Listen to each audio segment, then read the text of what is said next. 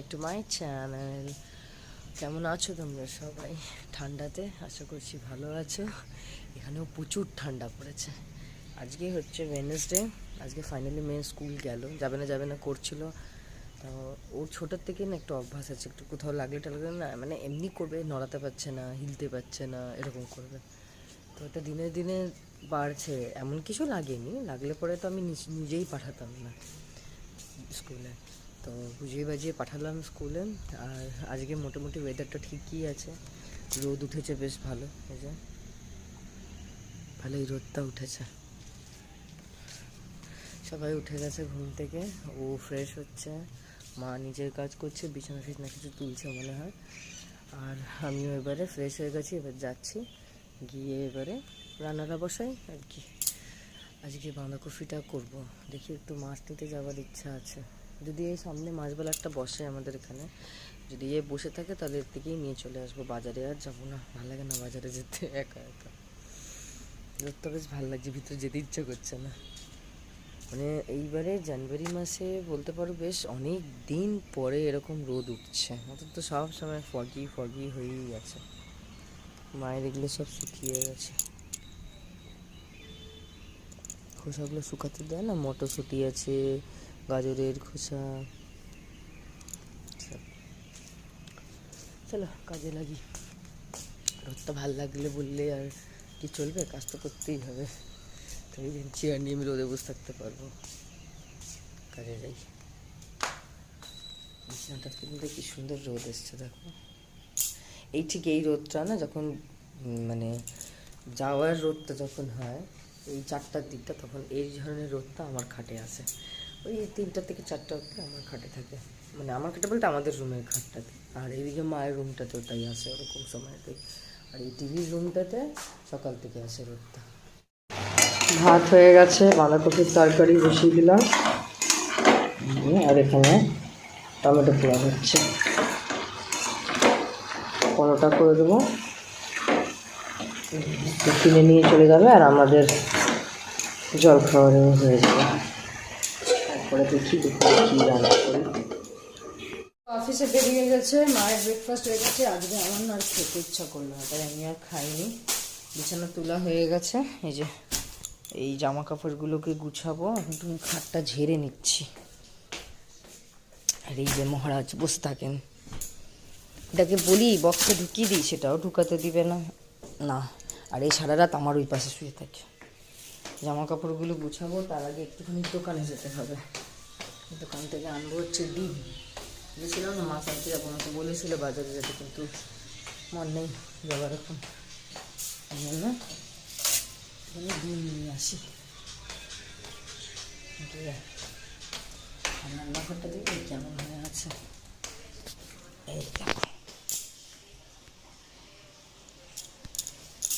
এই যখন রান্নাঘরে যে বেশি নেই, কটা বাসন আছে ধুতে হবে। আজকে আমার কেন প্রচুর ঠান্ডা লাগছে, বুঝতে পারছি না কেন, খুব ঠান্ডা লাগছে। ঠান্ডা লাগলে না হাত পা যেন জমে যায়। তখন একটা পুরোনো বান্ধবী ফোন করেছিল, ওর সাথে কথা বলছিলাম, তাই একটু লেট হয়ে গেল, একটু বসে পড়লাম। আর সকালবেলা কাজের সময় বসা মানে বুঝতে পারছো কীরকম কাজকর্ম দেরি হয়ে যায়। তো তাও দেখো, যদি কেউ ফোন করে না কথা বলে তো ফোনটা রাখতে পারবো না। গুছিয়ে নিই। কত জায়গায় ভাত দেবো, এখানে ভাত, যে ভাত ডাল করে রাখাই আছে।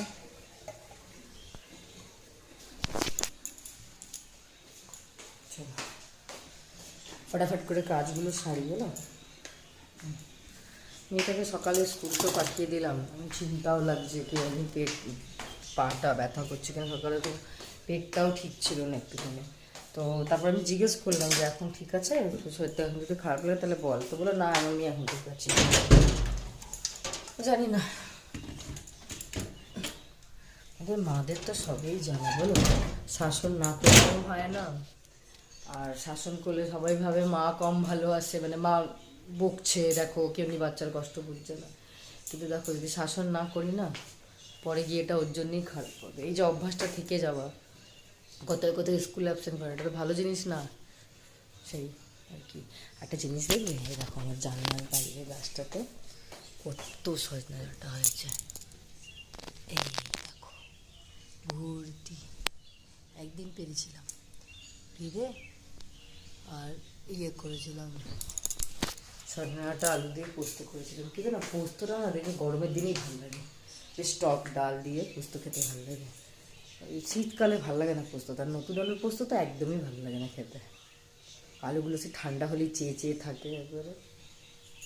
চলো আমি দোকান থেকে ডিমটা নিয়ে আসি গিয়ে। হ্যাঁ, ডিম নিয়ে চলে আসলাম দোকান থেকে, এসে বাসনগুলো ধুয়ে নিচ্ছি। অনেকগুলো বাসন জমে গেছিলো, তাই ধুয়ে নিচ্ছি সেগুলো। সামনের দোকানটা গেলাম, এখানে পেলাম না, দিয়ে একটুখানি হেঁটে আগের দিকে গেলাম, সেখান থেকে নিয়ে আসলাম ডিম।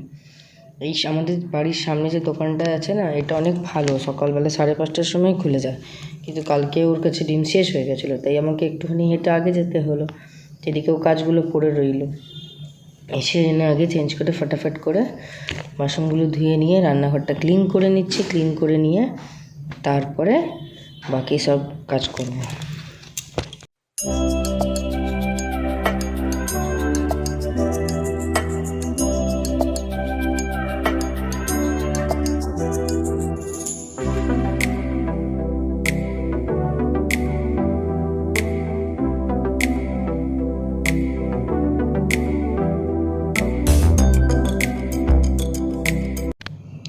তাওয়াটা না, ননস্টিক তাওয়াগুলো দেখবে অনেক, যখন আমরা ভাজা পোড়া সব বানাই, ভাজা পোড়া বলতে যখন পরোটা ফরোটা বানাই না, চারিদিকটা আস্তে আস্তে না একটা মোটা তেলের লেয়ার পড়ে যায়। আর সেইভাবে তো ননস্টিকের তাওয়াকে ঘষে মেজে মাজা যায় না, কিন্তু যখন ওটা গরম হয় না, ওটা থেকে তেল ছাড়ে, যেটা পেটের জন্য খুবই খারাপ, শরীর খারাপ করে। তো এবার ওটা যতই ছাড়াবার চেষ্টা করছিলাম হচ্ছিল না। তারপরে আমি ইউটিউবে একটা হ্যাক দেখলাম, যেরকম তাওয়াটা গরম বসিয়ে আর বা সেই বাসন মাজার সাবান হোক বা কোম্পানিতে যে হাত ধোয়ার সাবানগুলো দেয়, সেগুলো এরকম গ্রেটারে করে গ্রেট করে দিয়ে আর হালকা হালকা করে গরম জল মিশিয়ে মিশিয়ে এইভাবে রগড়ালে, মানে এইভাবে চামচ দিয়ে ঘষে ঘষে রগড়ালে পরে ছেড়ে যাচ্ছিলো। তো আমি ভাবলাম কি তাহলে চলো একবার আমিও ট্রাই করে দেখি সত্যি হ্যাকটা ওয়ার্ক করছে কিনা। তো দেখো, সেই জন্য আমিও তাওয়াটা গরম বসিয়ে দিলাম। আর আমার কাছে না কোম্পানির হাত ধোয়ার সাবানগুলো ছিল, তো সেটাকেই গ্রেট করে দিয়ে অল্প অল্প গরম জল দিয়ে দিয়ে সাইডগুলো চামচ দিয়ে যখন রগড়াচ্ছিলাম না, সত্যিই উঠে উঠে আসছিলো সব। কেন কি এইগুলো থাকা তো ভালো না। দেখো এটার মধ্যেই পরের পর পর পর রোজেরটা রোজ তাওয়া মাজলেও ওই সাইডের ওগুলো উঠছিলোই না কিছুতে। তাই জন্য এইভাবে করাতে দেখলাম উঠে গেল। তবে আমার কাছে হাতে সময় কম ছিল, কেন কি মেয়ে চলে আসবে, আমাকে তাড়াতাড়ি সব সারতে হবে। তো আমি যদি আর বেশিক্ষণ যদি এটাকে যদি একটুখানি রগড়াতাম না, মানে ওখানে গরম করে নেওয়ার পরে তারপরে দেখো ডিশওয়াশার দিয়ে ওটাকে ভালো করে একটুখানি ঘষে দিলেই ওটা উঠে যাচ্ছিলো সাইড দিয়ে। তো আমার কাছে তো সময় কম ছিল, তো আমি যতটা পারলাম উঠিয়েছি কালকে, বাকিটা আবার অন্য একদিন ট্রাই করব, পুরোটাই উঠে যাবে। দেখো সাইডগুলো অনেকটা আমার ক্লিন হয়ে গেছে, অনেকটা। হয়ে গেল স্নান, নতুন নতুন ধুয়ে, কটা জামা কাপড় ছিল সেটা ধুয়ে স্নান করে চলে এসে এই যে ভাত বসিয়ে দিয়েছি অল্প করে। এটা মায়ে আর বেটুর, মা আর বেটু খাবে, আর আমি যেখানে রাতে দালিয়া বানিয়েছিলাম এতটা আছে, গরম করে খেয়ে নেবো, নষ্ট থোড়ি করবো, খেয়ে নেবো ওটা। আর চান করে এসে এত ঠান্ডা লাগছে যে সোয়েটারটাকে বের করে ফেলতাম, সোয়েটারটা বের করে আগে পরলাম আবারে। চলো, আজকেও পড়েছে বৌদি কোথা থেকে।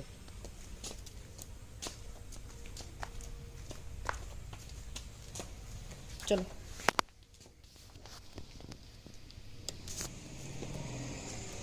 আস্তে আস্তে ওঠো। কি করছো? আমি করে নেবো বেটা, দাও দাও। এখন অমলেট বানাতে এসছে, বলো। এদিকে ওর পোচ হচ্ছে, পড়ে যাবে বাবু। আজকেও ব্যথা খেয়েছে পায়ে, মানে লাগেনি অতটা, বন্ধু বান্ধবের দৌড়াদৌড়ি করতে গেলে পরে যা হচ্ছে। মামা এটা এক পিটি ভাজা থাকবে না 2 পিট ভাজবো? এমনি করবো না, তাহলে একটু হোক। তাহলে দাও দাও, এটা আমাকে দাও। কাঁচা ডিম কি কেউ খায়? গুণ্য লাগবে আর কি হবে। কি হয়েছে? না কাঁচা ডিম আবার তো খাই, বোকা বোকা কথা।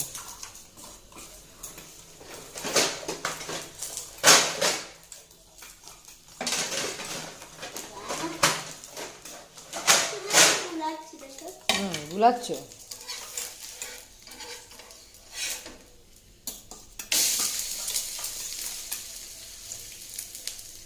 গুড ইভিনিং ফ্রেন্ডস, একটা জবরদস্ত ঘুম দিয়ে উঠলাম। দুদিন ধরে বলছিলাম না মাথা ব্যথা করছে, ঘুমের জন্যই মাথাটা আমার ব্যথা করছিল। ঠিক করে ঘুমাচ্ছিলাম না, ঘুমোচ্ছিল না, ওই জন্যই করছিল। আজকে কোনো মাথা ব্যথা নেই, মাস্ত একটা ঘুম দিলাম। মেয়ে ঘরে এখনো শুয়ে আছে, বা টিভি দেখছে। ও অফিস থেকে আসছিল তো, ওকে একটু বললাম যে একটু আসার সময় একটু গোলগাপ্পা নিয়ে আসো না, খুব গোলগাপ্পা খেতে ইচ্ছা করছে। তো বললো তাহলে চলো না গিয়ে খেয়ে আসবে। তাই বললাম না, মেয়ে ঘুমাচ্ছে, আমি একা খেয়ে আসলে ও আবার কাঁদবে উঠে, সেই জন্য তুমি নিয়ে আসো, সবাই মিলে ঘরে বসে খাই। আমি এতক্ষণ ঘুম থেকে ওকে উঠে একটু আগে একটু করে খেয়ে তারপর ওকে পড়তে বসাতে হবে। তাহলে চলো, আমি একটু পরে আবার তোমাদের সামনে আসছি, একটুখানি নিজেও ফ্রেশ হয়ে যাই, ওকেও উঠাই ফ্রেশ করি, ঠিক আছে? আমার গোলগাপ্পে, মেয়েও উঠে পড়েছে।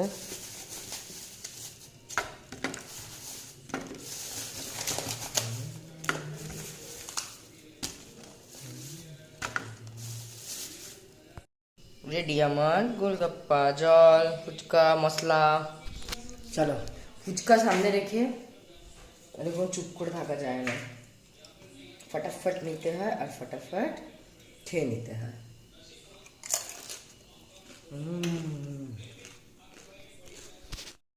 মেয়েকে পড়িয়ে উঠলাম, এই যে এখন কিছু নোটস বাকি আছে, ওগুলো লিখবেও। এতক্ষণ লার্ন করাচ্ছিলাম, ওয়াশরুমে গেছে, ওয়াশরুম থেকে আসো।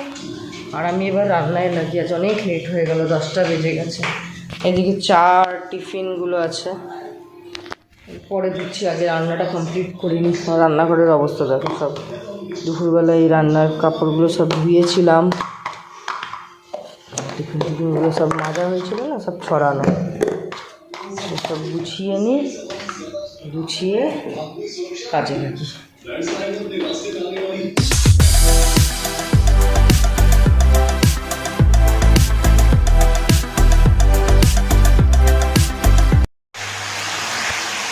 আসছি, ডিনার বসিয়ে দিলাম। সব রকম সবজি কেটে একটা মিক্স ভাজা টাইপের করছি, আর নামাবার আগে ডিম ভেঙে দিয়ে একবারে যেরকম চাউমিনের জন্য বানাই না মশলাটা, আর কি ওরকম টাইপেরই করবো। আর এই যে রুটি করবো, এই যে মিক্স ভাজাটা করেছি, এটা ওর, এটা মায়ের, এটা মেয়ের। মেয়ে এটা দিয়ে খাবে না বললো শুধু অমলেট দিয়ে আমি খাবো, তাই ওকে করে দিলাম। চলে এবার তাড়াতাড়ি করে খাবার দাবারটা সারি, তারপর এখন অনেক কাজ আছে। মেয়ের ব্যাগ তো গুছিয়ে নিয়েছে, খাট পুরো ছড়িয়ে রেখেছে, খাটটা পুরো পরিষ্কার করতে হবে, বিছানা করতে হবে। তারপরে একবারে ভাবলাম খেয়ে দিয়ে নিয়ে বাসনগুলো ধুয়ে নেবো সব। তাহলে চলো, আজকের মতন আমার বকবক এত তৈরি, কালকে আবার একটা নতুন ফ্রেশ ব্লগ নিয়ে চলে আসি। ততক্ষণ তোমরা খুব ভালো থাকবে, সুস্থ থাকবে, নিজের শরীরের খেয়াল রাখবে। আর যদি কিছু ভালো লেগে থাকে তাহলে অবশ্যই লাইক, কমেন্ট আর শেয়ার করে নেবে। আর যারা এখনো আমার চ্যানেলটাকে সাবস্ক্রাইব করোনি, প্লিজ সাবস্ক্রাইব করে নেবে। Tata, bye bye, good night.